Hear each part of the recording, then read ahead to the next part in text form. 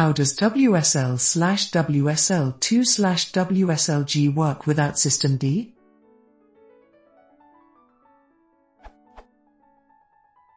As I've understood it, systemd is Linux's master daemon, managing all other processes right after it has been started up and run its init function. Since I had this, now resolved, issue of not being able to use any systemd commands on WSL, I realized that it does not have a systemd process at all. Now, out of curiosity, I wanted to know which process management WSL relies on instead of systemd. Since I've not found a satisfying answer on the general Google search, I thought, let's try it here.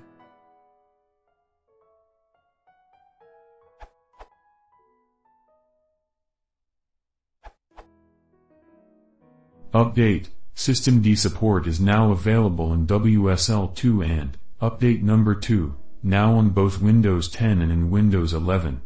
As noted in my original answer, below, and others here, it's not required, and is opt-in. Systemd requires that you use an updated WSL. See my answer on Ask Ubuntu for details on how to update to the latest release and enable the official systemd support.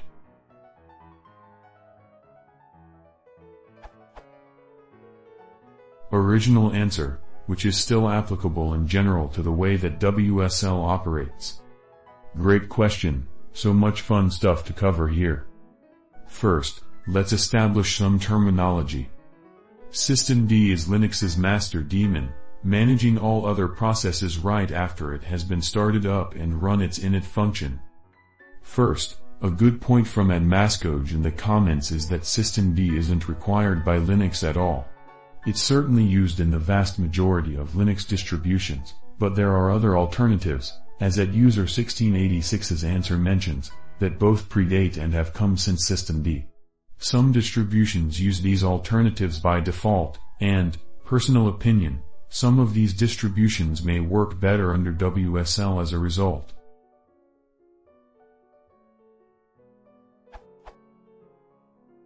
At a high level, systemd typically serves several functions. Init system performs boot time system initialization, for example creates or cleans temp files, etc. Run services at boot, for example cron, sshd, myriad, etc.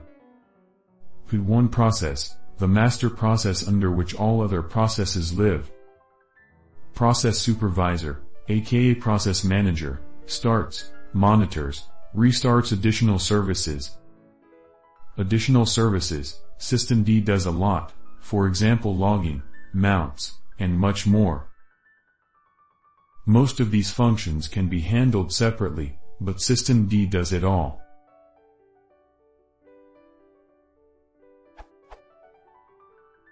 Some distributions and systems don't rely on systemd and do things less monolithically.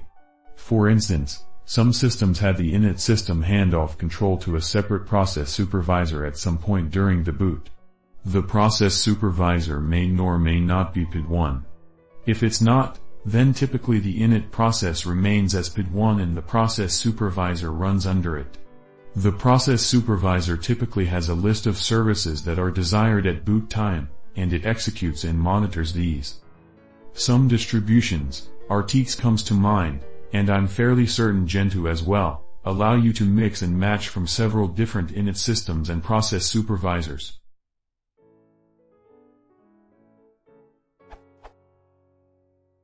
Now let's cover the question in the title at a high level. How does WSL/WSL2/WSLg work without systemd?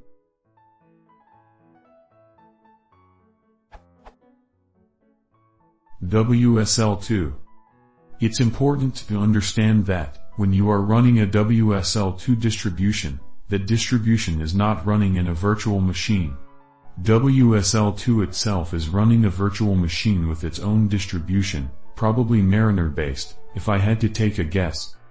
Inside that hidden virtual machine is where your distribution is run in its own set of namespaces. If you run more than one distribution at the same time in WSL2, they are all running in that same VM, each with its own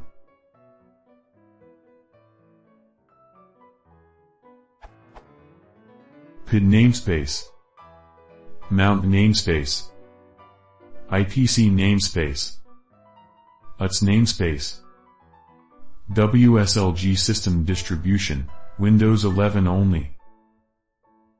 However, they all share the following with the parent WSL2 VM, and thus each other.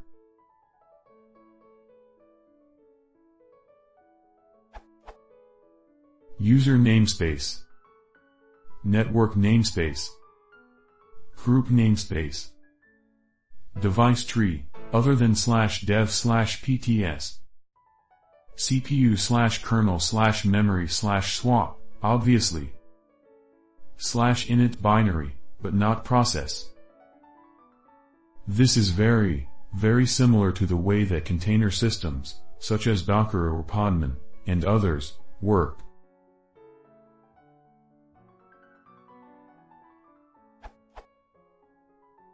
And inside most, but certainly not all, containers, you'll find it rare that a process supervisor is running. Most containers are told what services to start by the outside process, such as Docker, that starts them. In the case of WSL, there has traditionally been the WSL command with which you tell WSL what services to start. For example, an oversimplified and not necessarily a great example. However, one important difference is that, unlike traditional containers, WSL always has its own init process that runs as PID1, see below for why. For most other container types, PID1 is the process you tell it to start first.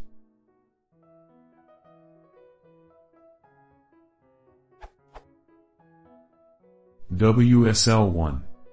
While WSL1 isn't technically running in a container/namespace like WSL2, it does share the same init concept for interoperability. It's also important to remember that WSL1 doesn't support all Linux syscalls. When WSL1 first shipped, its coverage was somewhere around 70%. It does a fairly great job of running a large number of tools, but I have a feeling that the number of units that systemd normally attempts to bring up would probably expose some gaps.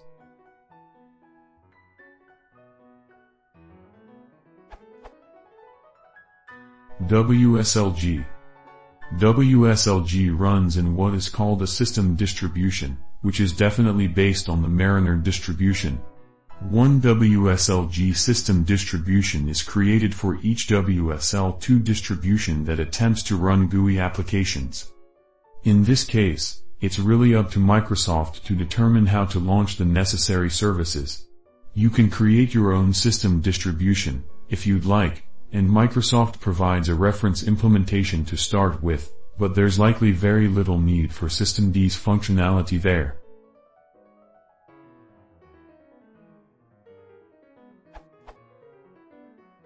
None of that is to say that running a process supervisor in WSL 1 or 2 wouldn't be useful. It would in some cases.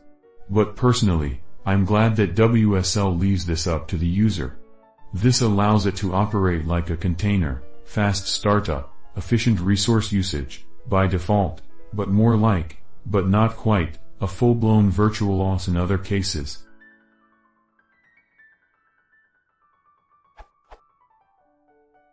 And the main question. Now, out of curiosity I wanted to know, which process management WSL relies on instead of systemd. Let's break it down into the functions that we said systemd handles above.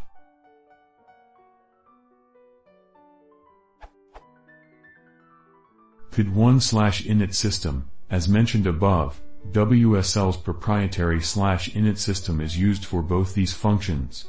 This special /init is needed because it handles the deep interop integration between Linux and Windows. Traditional Linux init systems such as systemd have no idea how to handle this. In theory, WSL2 could use systemd to boot and set up some special services to handle the integration, but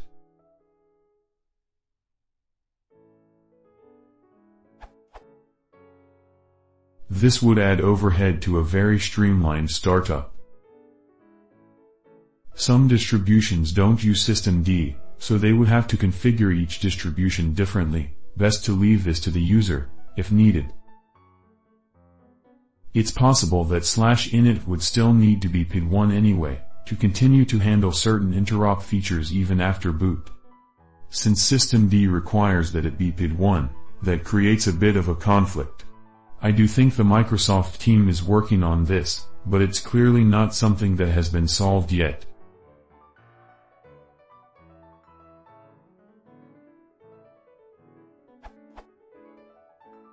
Process Supervisor / Manager, WSL2 really doesn't have one by default.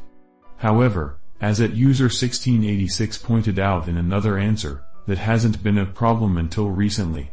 Scripts were created for each service, with entry points for the service command, or similar, to start/stop/restart/status.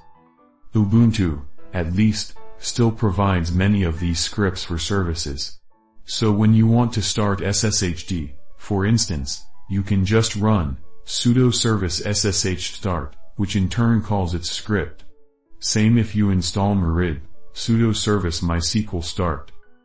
However, some services don't provide sysfinit style scripts.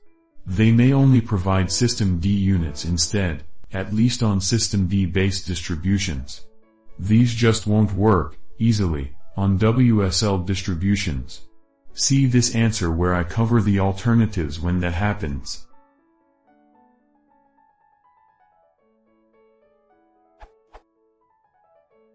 Run services at boot. Under Windows 10, there still isn't a great way to handle this. Of course, a WSL distribution doesn't really boot, but it does have a defined first start where you might want to run something. Under Windows 10, the best was to either start the services manually or run them via your user startup files, for example, /bash. See this answer for some ideas on that. But it sounds like you are on Windows 11, since you mentioned WSLg, and in that case, there is a feature that allows you to specify a command, or series of commands, to run once when the distribution starts. Again, see this answer for the information on how to configure that.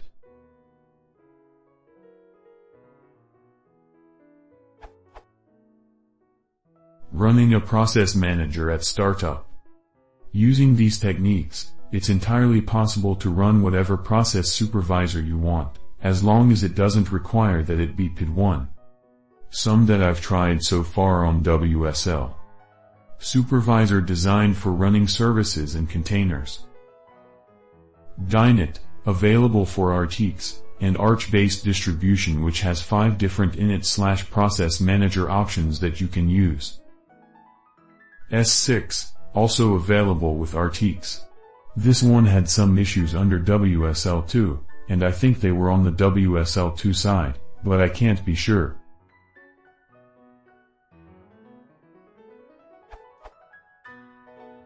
Both S6 and Dynit tend to think they are running on a physical/virtual machine, naturally, so they attempt to do some startup that isn't necessary under WSL.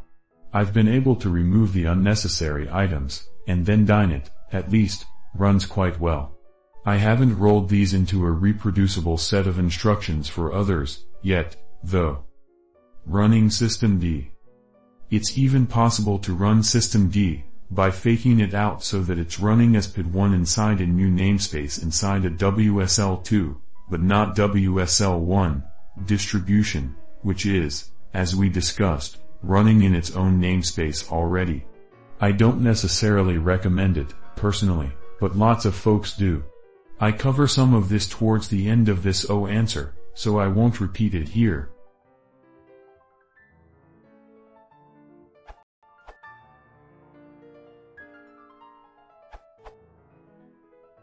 Systemd is actually a fairly recent project, having been started in 2010. Many others have been used before it. Sysvent, Upstart, init-on, S6, launched. I think it had a Linux version once. Several Linux distributions still do not use systemd for various reasons. Out of all those, systemd is the closest one that you even could call a process manager. Linux doesn't actually rely on a process manager at all. Any process can directly make, fork, a new child process whenever it decides to, uncontrolled. Indeed so uncontrolled that when systemd started codifying things like logging out should kill your leftover processes, wars were fought over it.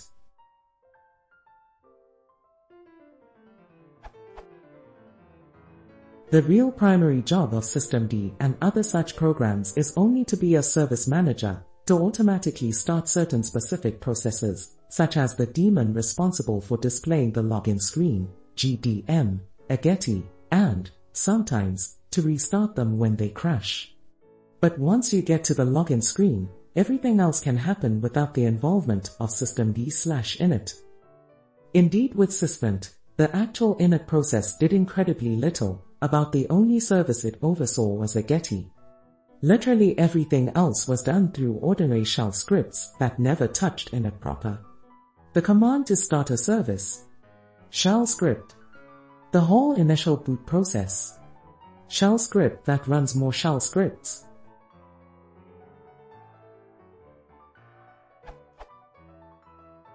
So for something like WSL, which doesn't want to behave like a full system, it's not supposed to be like a full VM that you have to boot before using. Starting WSL meant to be instant, as if you literally were running Linux apps on Windows. The init process can be fairly minimal.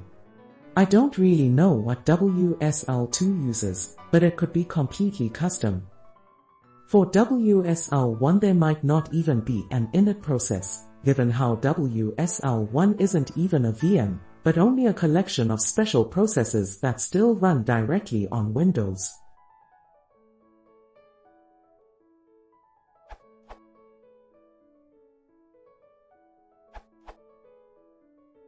WSL2 has a custom init system that is not open source, at least I haven't found the source. You can see its processes with tools like ps or top. It is a multi-call binary that does at least the following. Run 9p server for file access. Launch shell inside a WSL2 distribution container. Manage WSL2 distribution containers. Run other interop stuff. You cannot see all of these processes/daemons because some run outside all WSL2 containers in the root namespace.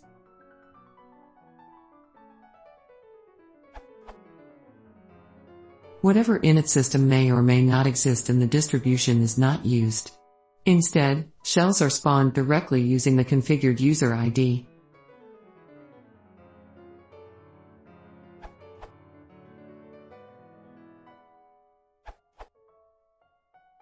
Systemd is not an inherent part of Linux. Many Linux distributions do not use it. WSL will be running whatever your installed Linux distribution uses.